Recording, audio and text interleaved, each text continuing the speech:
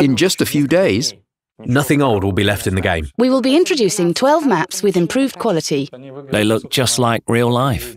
So, today we'll talk about the Sandbox.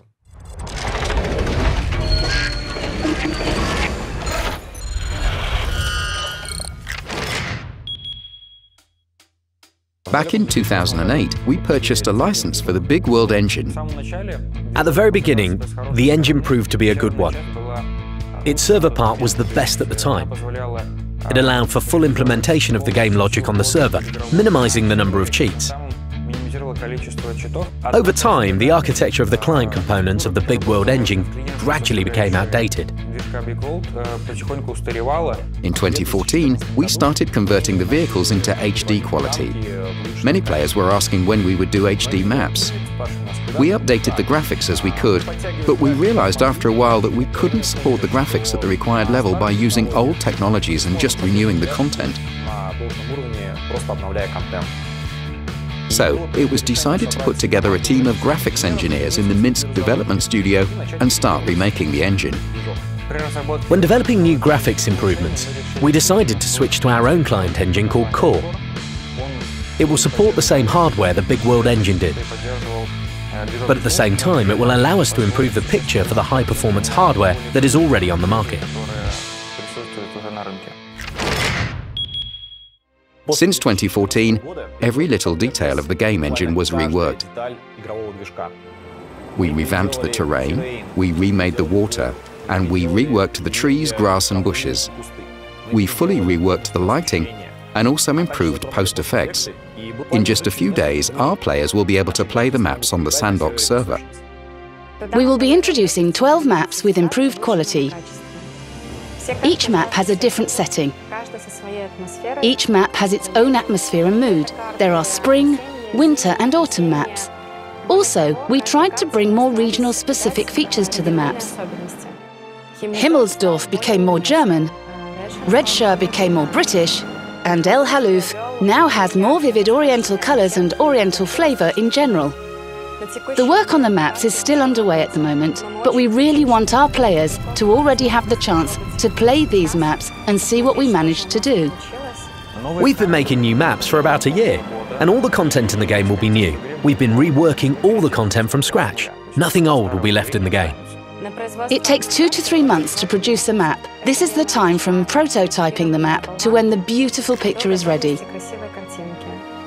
Then, the map goes through optimization, stabilization, and internal testing stages. And only after that, it can be tested by the players on external testing, like the current Sandbox. For us, the Sandbox server, first of all, is a tool to gather your feedback about the new maps, gameplay on them, and of course, performance. Our main goal is to improve the graphics without changing the gameplay. Globally, nothing changed on the maps. The same old landmarks remained. But we couldn't leave everything untouched because we've developed more details and improved Flora. All this affects the gameplay, and there will be no high-quality balance between the beautiful picture and gameplay without level design corrections, namely hills, gorges, mountains and so on. There are unique objects on each map. Some of them were put there just to improve the picture and atmosphere. For example, a ship on the Himmelsdorf map. This is not just a ship, it's Bismarck. Now it's a feature, a landmark of the map. It's located beyond the map border, but it improves the general picture nicely and doesn't affect the gameplay in any way.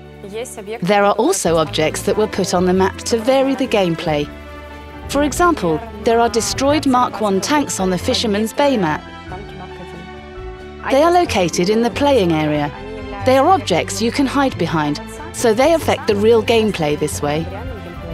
When introducing changes like this, we work very closely with our level designers and game balance department. We suggest things, and if they don't interfere with the gameplay but improve it, we implement them. One of our main tasks when reworking the maps to HD quality was not to harm the gameplay, and not only avoid harming it, but also improve it if possible. Orienting on the maps is one of those tasks. We tried to make it as simple as possible. Map zoning is another matter. We tried to make the main routes on the maps unique. They're unique due to specific objects we've put there, or specific events that are happening or have happened there. So there are places on the map that the players can recognize and name without any problem. The steps map can be an example of such work. There's a central field and 2 flank routes, which are the most played. The old map had its differences, but they weren't clearly noticeable. On the new map, we've put a small sandpit filled with water on the left side of the map, so this place immediately receives an obvious name. On the right side, we have a small running river, so you can divide the map into 3 directions right away. Fields at the centre, sandpit on the left side, and river on the right side. Quite simple. Terrain is the base of the map. Before now, we had a map size of approximately 1.4 by 1.4 kilometers. But technology moves forward, so we realized that we needed to enlarge that area, and it should have been enlarged significantly to convey the scale of the tank battles. Before, the maps ended near the red line, and there was fog beyond it. But now, the area beyond the map border is a vast space with its own objects, flora and so on. This enlarges the map visually, giving players a perspective about the area. And it looks like there's more room on the map. To do so, we had to rework a lot of content. We used special drones that captured the required terrain areas using photogrammetry. After that, we created a unique landscape behind the borderline for each map using the data we gathered. And the map seems endless thanks to this. Another important task that we had was to improve the terrain detail at close range. We needed to render not only grass, stone and asphalt, but also other types of surfaces such as mud, wet grass, sand and so on. Previously, we used only 4 textures, even 3 in fact, because one of the textures is just global tinting. So there were 3 textures, roughly speaking, 100 by 100 meters. This wasn't enough. Now we can use 8 textures plus global tinting. Also, these textures have capabilities that we haven't had before. Due to the new technology of texture blending, we created a very nice effect when several objects located on the ground are rendered correctly at the right height level.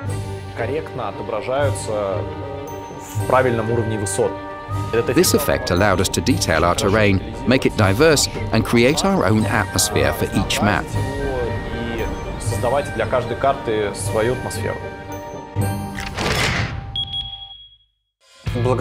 Thanks to the unification of lighting, introduction of the physically correct lighting system, we can render a lot of different materials such as fabric, metal, plastic, paint, glass and so on.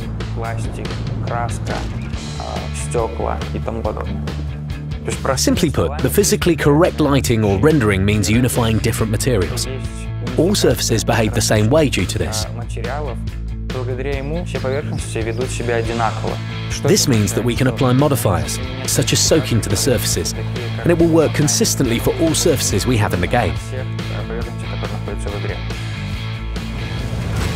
The new lighting system allowed us to add such interesting effects like dynamic vehicle soaking and dirtying. Now when the vehicle goes into the water, it will get wet. When it leaves the water, it will become dry after a while. The same effect will apply to the tank if it rolls through the desert. It will gradually get covered with dust. And when a dirty, dusty tank rolls into the water, it will become clean again. We couldn't forget about such an important detail as water. We don't have a lot of water on our maps, but it's there. Vehicles interact with it, and you can even drown on some maps. To make the water more realistic, we fully reworked all water textures. We created a unified system that allows for rendering all types of water surfaces. Watercourse is rendered for rivers. Then you will be able to notice waves on the ocean surfaces. Big waves, the size of a tank. An essential condition for water surfaces was their interaction with the vehicle. What happens when a tank submerges into water? Foam and waves appear around it. Also, there's a special underwater effect that makes the whole picture more volumetric. Waves will also appear when a tank fires a shot standing in the water or shoots at the water itself.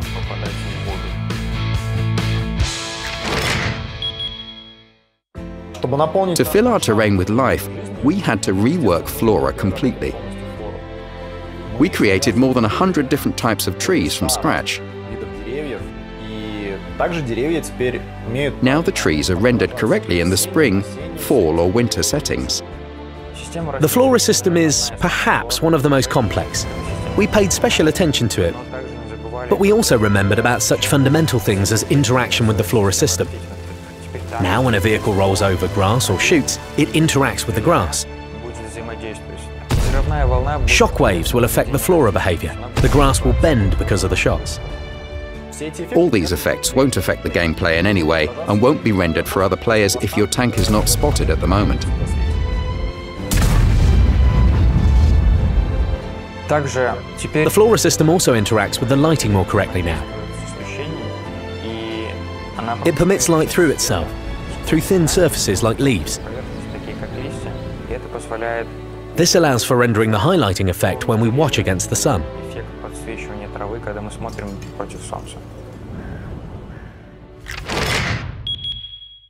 The game will also have a new sky. What is it? It's a true HDR created from a photograph of real sky. The picture becomes very realistic thanks to it. Before the improved graphics, we had already implemented the Skybox technology. It's a dome over the map that simulates the sky. Now we have improved the perception of this element by adding cloud movement. The clouds started moving. Among the most important changes are the improved lighting and introduction of global illumination. Global illumination allows us to shade the parts of the map without sunlight even more, and also add the so-called light reflection effect from bright walls and so on. When a tank is between two walls and the sun shines on one of them, the light will reflect from this wall to the tank. We also have the material shadows technology. These are shadows that are calculated right in the material. This allows for rendering shadows from small objects, like bricks. For example, there's a flat building wall, but the brickwork will be correctly rendered with shading.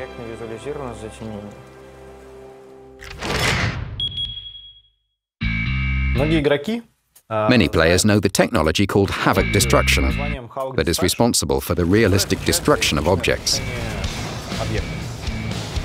Currently, this technology is being actively refined at the moment. Players may see some funny things on the sandbox. For example, logs stuck in the vehicle or incorrect behavior of stones. We will certainly improve this behavior in the future. We use havoc destruction only to render destruction. The entire graphics component is fully implemented on the proprietary core engine. Our goal was to keep the performance in the game as it is, and we managed to do so. We are very passionate about what we've done, and we sincerely hope that players will like both the improved graphics and improved gameplay. Players will be able to see all this in just a few days on our Sandbox server. Submit your applications, leave your comments on the forum. See you in the Sandbox. And that's it.